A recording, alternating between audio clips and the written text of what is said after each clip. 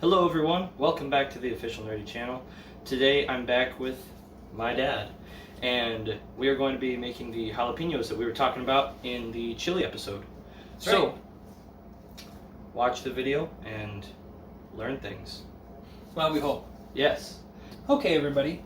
So today, like Harrison said, we're going to be making some jalapenos, and this is a process that most people call lacto-fermentation. So these are going to be lacto-fermented jalapenos. So we've got this lovely jalapeno there that we got at Wally World. Oh yeah. So, oddly enough, I found that Walmart tends to have pretty good produce. So, anyway, there you go, jalapeno. But that's not how we're going to start. The way we're going to start, and this is really the key to lacto-fermented pretty much anything, is salt. So I've got my 3-quart jars here. I have a whole bunch of jalapenos, and I don't actually know how many quarts we're going to fill. I suspect it's going to be about 3. I'm going to start with 2. So what we're going to do is we're going to put 2 tablespoons of salt.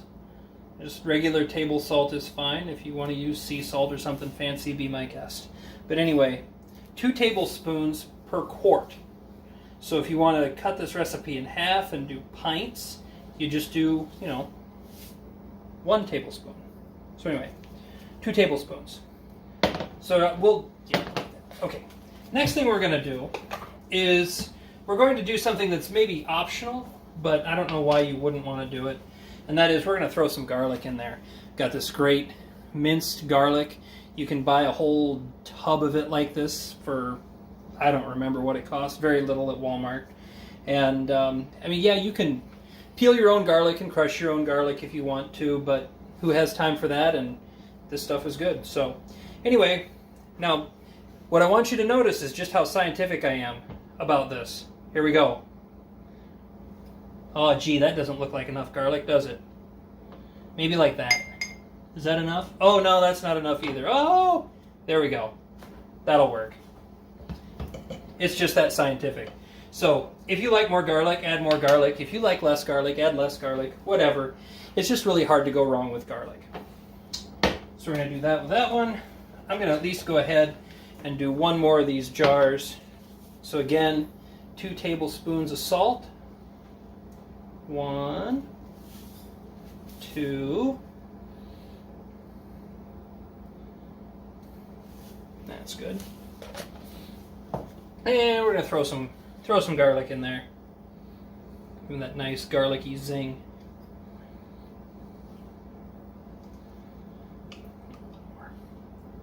So when did you first hear about this? I don't remember. It's been a couple years ago now. When I first started doing this, probably, 3 or 4 years ago, I guess? Yeah, four years ago, I guess. And, we've been making them about every year, and they're just really, really good. They're fantastic for chili or whatever soup you want to use them in. They're great on sandwiches. They're great on nachos, burgers. Yep, nachos. I mean, they're just really handy to have around. And lacto-fermented things are good for you. They're good for your gut. And they're just really, really nice. So anyway, this is the way I've been doing it for the last few years. It's always worked. It's worked really well. So I hope you have luck with it as well. So the next thing we're going to do is we're going to start slicing our jalapenos. Now, like I said, I've got a whole pile of jalapenos. We've got this whole big colander filled full of jalapenos. So we're going to start slicing those, and we're not going to bore you to death with slicing each and every one, but I do at least want to show you kind of the size of the slices that we do. So I'm going to cut that little end off there, and it's got an imperfection in the end. I'll throw that away too. All right, so what we want to do is cut fairly thin slices. So I don't know if you can see that, but it's somewhere in the vicinity, I don't know, what would you say that is, Harrison? 1/8 of an inch thick? Yeah, give or something take. like that. About 1/8 of an inch. So cut them about like that. It's not rocket science, so it doesn't have to be precise.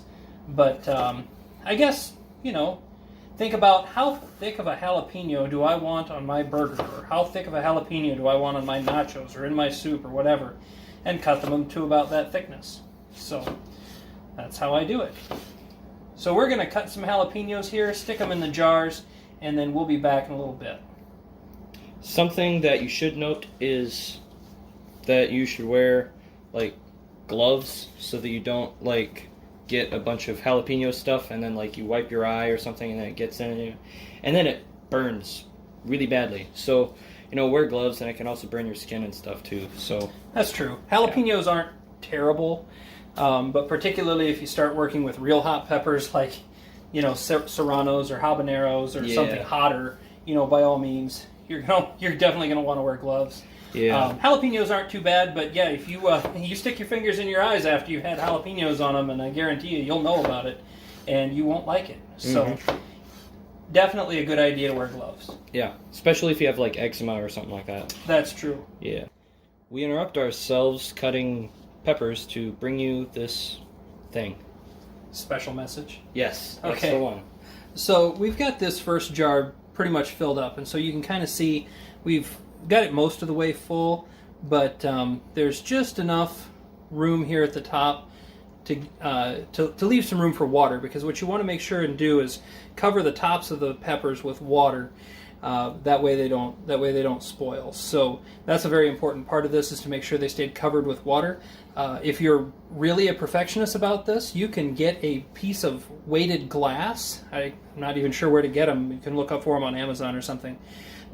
And it's about the same size as the inside of the jar like this, and you just set it down on top of it, on top of your produce or your peppers or whatever it is you're canning, and it'll make sure, and it'll push down and keep those things underneath the water so they don't float to the top.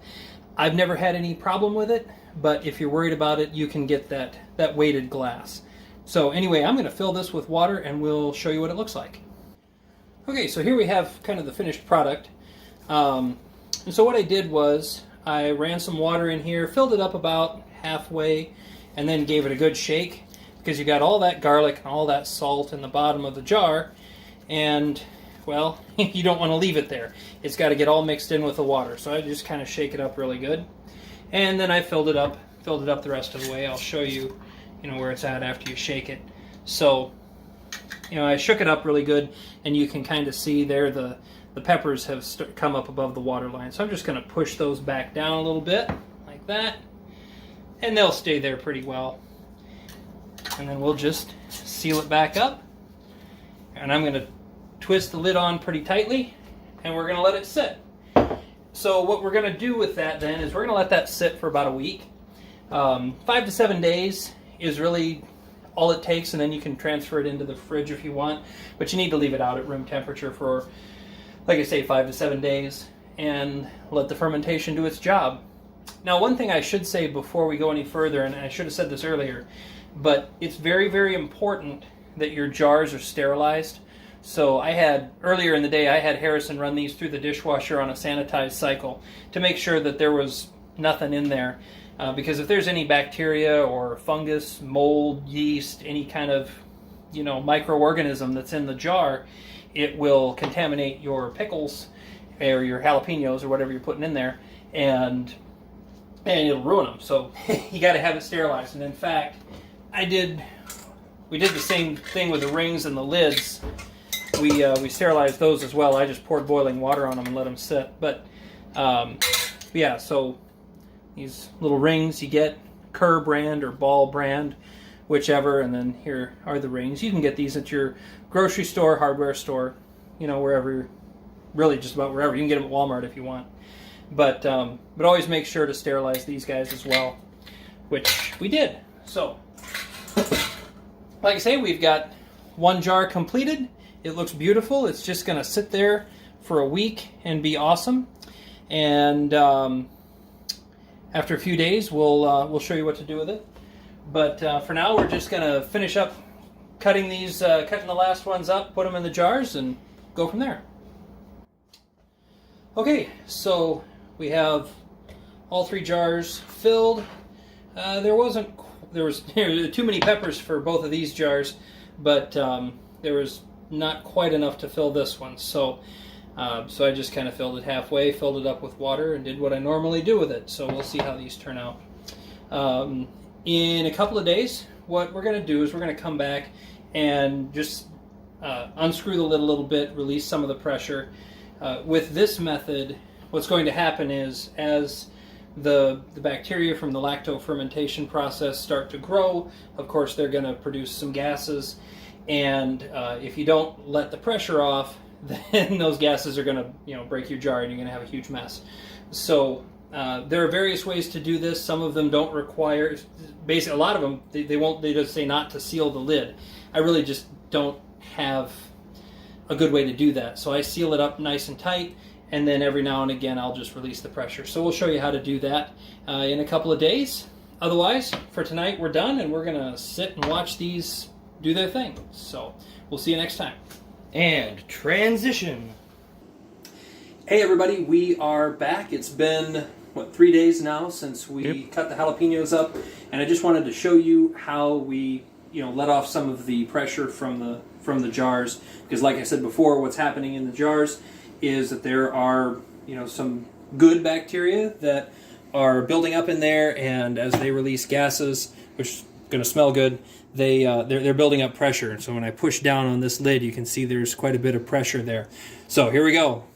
I know this is really, again, really scientific, but just open it up, release the pressure, seal it back down. Open it up, release the pressure. Now you can see not near as much pressure. Oh, that one really had a lot. There we go. Pressure has been released. Seal it back down, if I can do that. Goodness. Come on. Oh, this one's wanting to fight me on it. There we go. Seal it back up. The pressure is gone, and now we just wait for a few more days. Yep. And notice the jalapenos, they've slightly changed in their color. They're not so bright. So if you see that, you're not going crazy. That's the way it is. And that's the way it's supposed to be. Yeah. So, yep. And here we are. It has been about a week, a little under. And, well, look at this. They're just beautiful. So, I suppose the best way to test their quality is to munch on one. So, here we go. Open this one up because it's the least filled up, I suppose. And here we go. Jalapeno. Mmm. Oh yeah. Oh, that is really good. And stuff will be really good on nachos and burgers, and you can put it on. I suppose you can put it on a salad if you want to. But yeah, these ones are pretty hot. I like these. Sometimes they won't be so hot because, just the variance of the peppers. And I can't do this either. There we go. So, there you go. That is how to make lacto-fermented jalapenos. So, that's how you do it. And, yeah.